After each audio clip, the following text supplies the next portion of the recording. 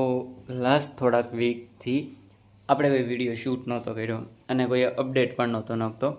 હવે sorry for that એમના માટે કે જે લાસ્ટ ટાઈમ આપણે કોઈ વિડીયો શૂટ નહોતા કરતા, બિકોઝ એની પાછળ બી એક રીઝન હતું કે જે લોકો મને ઘણી વખત ફરિયાદ કરતા કે ભાઈ કાસ્ટિંગ બાદ છે, કાસ્ટિંગ કરે છે, એ લોકો બહુ ઓછું પેમેન્ટ આપે છે આપણને. તો હું બસ એ જ મુદ્દા ઉપર થોડાક કાસ્ટિંગ ડિરેક્ટર અને પ્રોડક્શન હાઉસ પાસે વાત કરવા ગયો હતો. બટ યાર મને નથી લાગતું કે એ લોકોએ મને કોઈ ખાસ એવો રિસ્પોન્સ આપ્યો. બટ ઉપરથી કહી દીધું કે હા ભાઈ હા પેમેન્ટ વધારશું અને આ રીતના કરશું. હવે જે મોટા મોટા કાસ્ટિંગવાળા છે, હવે ઓલમોસ્ટ પ્રોજેક્ટ એમની પાસે જ જવાના છે. આપણી પાસે કોઈ ડાયરેક્ટ પ્રોજેક્ટ આવતા નથી. એટલે જે પેમેન્ટનો આ જે એક સર્કલ બની ગયું છે ને, એ સર્કલ તૂટવાનું છે નહીં. બિકોઝ ઘણા મોટા મોટા લોકો છે આમની સાથે, એટલે આપણી જે નાના નાના કોઈ કાસ્ટિંગ વર્ક કરતા હોય એ લોકોના હાથમાં નથી. એટલે જે રીતનું આ સ્મોલ પેમેન્ટનું જે મેથડ ચાલી રહી છે તે આ જ રીતે ચાલશે.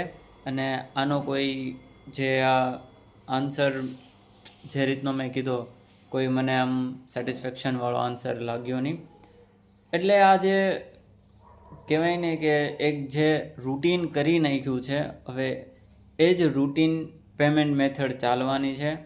એટલે જો તમારે લોકોને આ routine payment method as a કાસ્ટિંગવાળા તો કોઈ નથી તોડવાના, but as a you are a actor જો તમારે તોડવું હશે ને તો એ તમારા હાથમાં છે.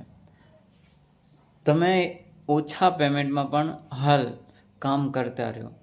નાનું મોટું જે પણ પેમેન્ટ મળે છે, એકવાર જ્યારે તમે સ્ક્રીન પર આવતા થઈ જશો, તમારું કહેવાય ને કે નામ બનવા માંડશે, તમારી એક્ટિંગ સ્કિલ્સ એ રીતની લાગશે, તમારો એક્સપિરિયન્સ એ રીતનો બનતો જ થશે, તો આ સર્કલમાંથી ઓટોમેટિક કાસ્ટિંગવાળા તમને બહાર કાઢી નાખશે અને તમારી જે પેમેન્ટ છે ને એ ઓટોમેટિકલી વધી જશે.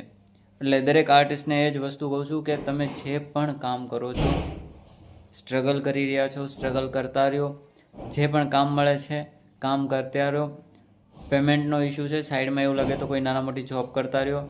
બટ એક્ટિંગ ફિલ્ડ ના છોડશો. કોઈ પણ પ્રોજેક્ટ આવે છે તો પેમેન્ટ માટે કોઈ પ્રોજેક્ટમાં ના કરો, કામ કરતા રહ્યો. આજ નહીં તો કલ તમારા લોકોનું જે ડ્રીમ છે બેસ્ટ એક્ટર, બિગ એક્ટર બનવાનું, તે શ્યોરલી પૂરું થશે. ઓકે, તો દરેક આર્ટિસ્ટને આજના વિડીયોમાં એ જ ઇન્ફોર્મ કરવાનું.